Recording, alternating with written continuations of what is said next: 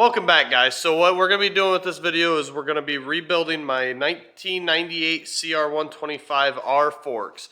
I'm going to show you guys how to break it down, get into it. I'm going to make it a real quick video because I've realized my videos are cut dry. I mean, let's be honest. So I'm going to make it real quick, down to the point, show you guys how to do everything. Let's get it. So what you're going to need is you're going to need your seals. You're going to need your fork oil. Obviously, you're going to need a set of forks. You're going to need a impact of some sort. Unless you have a vise, but I prefer to use a impact. You're gonna need a 19 millimeter open end wrench. You're gonna need a 19 millimeter, 12 millimeter, 8 millimeter, 5 millimeter Allen, and that's gonna be for your Allen bolts. You're gonna need your seals, and that's it. So let's get into it.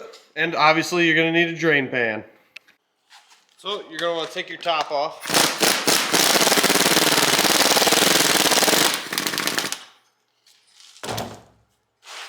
You want to drain any of that old nasty fluid out of there. And as you can tell, it is definitely, I spilled some on the side there so I could show you. And there's the fluid that came out, real nasty and milky. Okay, so next, after you remove the fluid out, I failed to mention you need a pick. You're going to remove your seal, and inside you're going to have a snap ring. I don't know if you guys can see that. You just pull that snap ring out. Try not to scratch your inner chamber. Just walk it out. Next, you're going to remove that top again.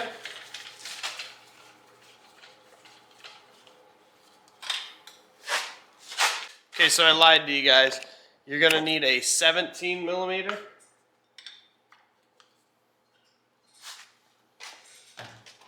And a 19.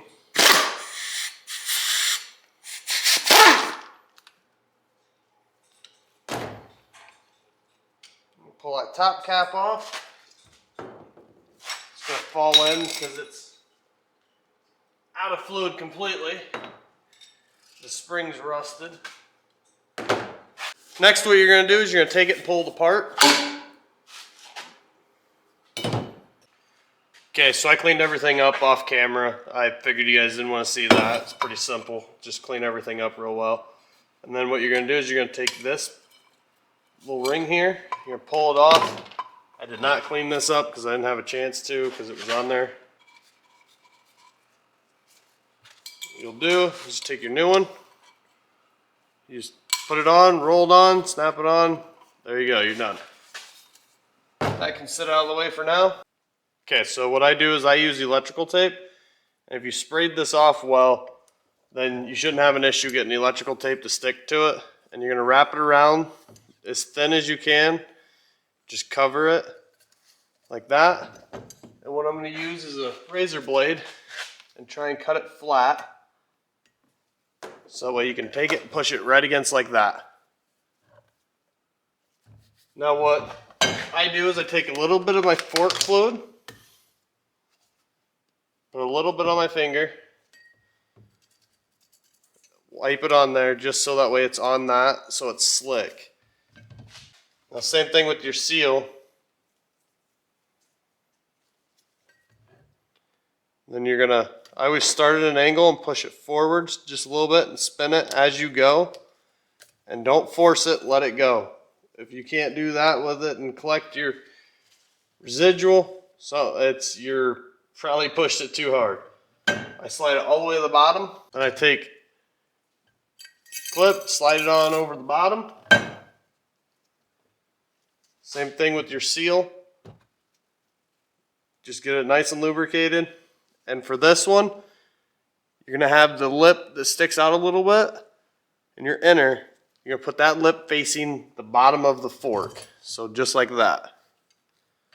Same thing, go at an angle, twist it as you go, don't force it, just twist it. Should be tight pulling up. Wipe off any of that residual oil. Next, you take your washer, slide it on.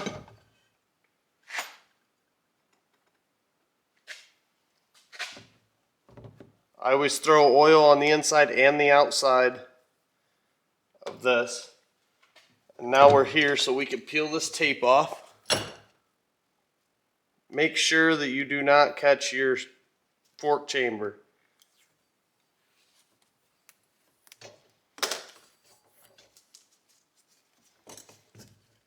And I'm actually going to start with my thinner one, just so I don't have to slide it over top of the other one. Remember, oil both sides.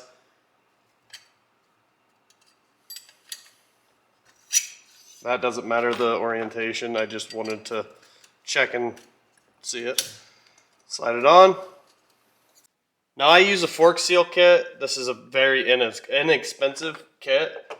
I used to use a punch, but then I don't like using a punch because sometimes you can catch the seal and then you're just repeating this process and you got a bunch of wasted money. So I'm actually going to go ahead and take this back off real fast. Now I'm going to slide my outer chamber on. I'm using size 45 and 46 millimeter.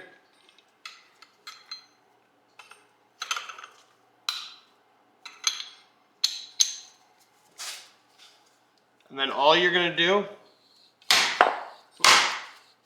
is drive that seal in.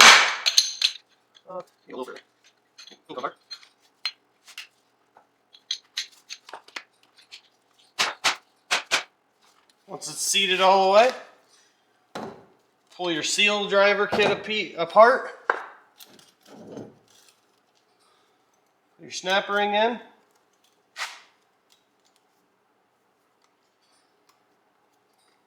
Use that pick. Make sure it snaps in, locks in place all the way around.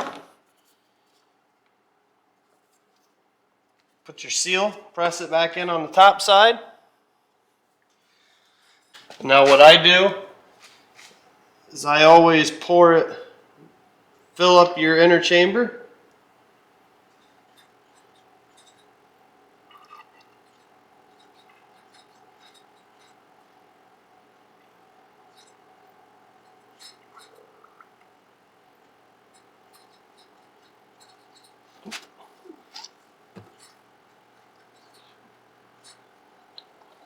Now you're going to prime this.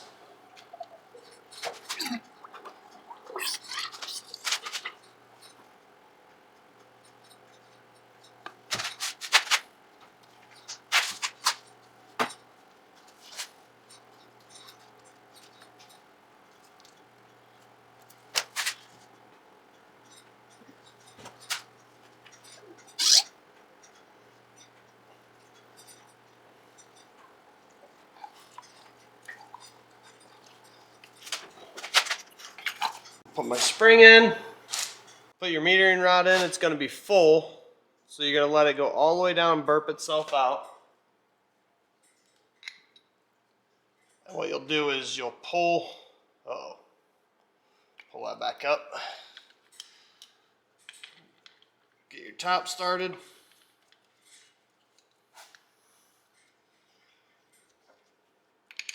Use your 17. I have this set on the lowest setting.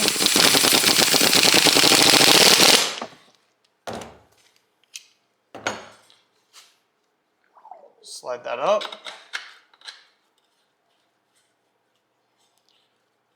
I always start it, then I pull this old seal off.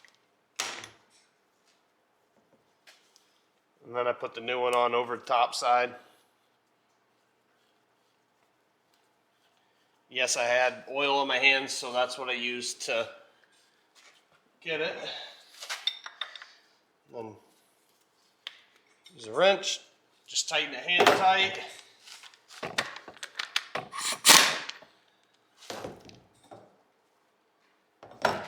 Now we'll torque this when we get this back on the bike.